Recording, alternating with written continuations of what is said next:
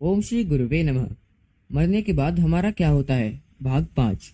अगर आपने इससे पहला भाग नहीं देखा है तो उसका लिंक आपको आई बटन में दिख रहा होगा। तो आइए आज के भाग 5 को शुरू करते हैं, जो है स्वर्ग। जिस प्रकार पाप कर्मों का फल नरक है, उसी प्रकार शुभ कर्मों का फल स्वर्ग है। पाप क्या है और पुण्य क्या है, यह प्रश्न बड़ा पेचीदा है। इस पर एक स्वतंत्र पुस्तक छपी है। इस समय तो इतना समझ लेना चाहिए कि प्रेम तथा हार्दिक पवित्रता के साथ किए हुए कार्य पुण्य एवं स्वार्थ पाखंड के साथ किए हुए कार्य पाप हैं। पाप पुण्य की व्याख्या बुद्धि के द्वारा ठीक न हो सके तो भी अंतरात्मा उसे जानता है। गूंगा मनुष्य यदि मिठाई और नमकीन का स्वाद बता न सके तो भी उसका स्वाद उसे पता है। पुण्य कर्मों से तत्क्षण आत्मा में शांति प्राप्त होती है, उसके विरुद्ध पाप कर्मों में जलन उठती है।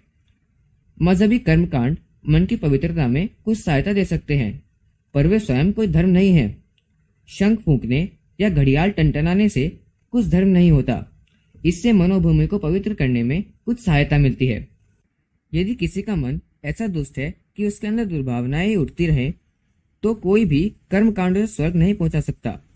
अज्ञानी लोग मजहबी कर्मकांडों को स्वर्ग का साधन समझते हैं। यथार्थ में वह बहुत ही तुच्छ साधन मात्र है। मजहबी रीति रिवाज धर्म नहीं हो सकते। दया, प्रेम, उदारता, सत्यपरायणता धर्म के अंग हैं। आत्मा को संतोष देने वाली आंतरिक सद्वृत्तियां ही पुण्य कही जा सकती हैं। उनके द्वारा ही स्वर्ग प्राप्त होना संभव है। अधिकांश विश्वासों में पड़े रहना अंधेरे में भटकने के बराबर है।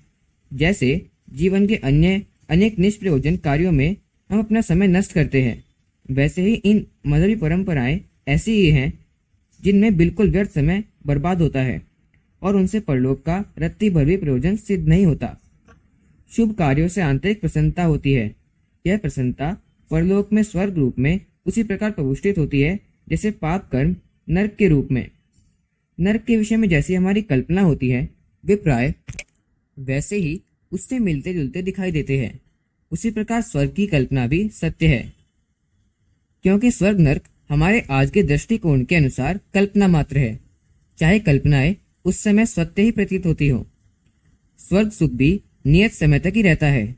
स्वर्ग का आनंद मिलने का उद्देश्य यह है कि उसकी आत्मिक योग्यता अधिक चैतन्य एवं उत्साहित होकर आगामी जीवन में अधिक सूक्ष्म बन जाए।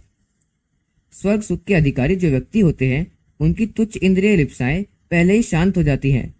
इसलिए जैसा कि अज्ञानी समझते हैं स्वर्गलोक इंद्रिय वासनाएं तृप्त करने की सामग्री से भरपूर है, वैसा नहीं होता। इंद्रियों के गुलाम और वासना के कीड़े स्वर्ग सुख से बहुत दूर होते हैं। मद्यपान और मैथुन आदि का नाम ही यदि स्वर्ग में हो तो ऐसे स्वर्ग के लिए इतना तप करने की कुछ आवश्यकता नहीं। वह कुछ पैसा खर्च करके जहां भी चाहे जब प्राप्त किया जा सकता है। यथार्थ में स्वर्ग सुख इंद्रियों का सुख नहीं, परंतु अंतःकरण चतुष्टय मन बुद्धि चित्त अहंकार का आनंद है। यह इंद्रिय सुख की अपेक्षा बहुत ऊंचे दर्जे का है। अध्यात्म तत्व के जिज्ञासु जानते होंगे कि आत्मा में अनंत शक्ति है। शक्ति का अंश किसी प्रकार अशक्त नहीं है। वह इच्छा मात्र से स्वर्ग नरक की रचना कर लेता है। इसमें आश्चर्य और अविश्वास की कुछ बात ही नहीं। ईश्वर ने इच्छा की, एकोहम बहुश्याम, मैं एक हूं, बहुत हो जाऊं। बस वह दृश्य जगत के रूप में प्रकट हो गया। आत्मा इच्छानुसार जागृत अवस्था, स्वप्न अवस्था और सुषुप्ति अवस्था की रचना करता है। जन्म मरण को स्वर्ग बनाता है। उसी प्रकार स्वर्ग नरक का निर्माण कर लेता है। इच्छा से बंधन में बनता है और इच्छा से ही मुक्त हो जाता है। ये सब बातें उनकी निजी शक्ति के अंतर्गत हैं। पुस्तक मरने के बाद हमारा क्या होता है, भाग 5। धन्यवाद। ओम शांति।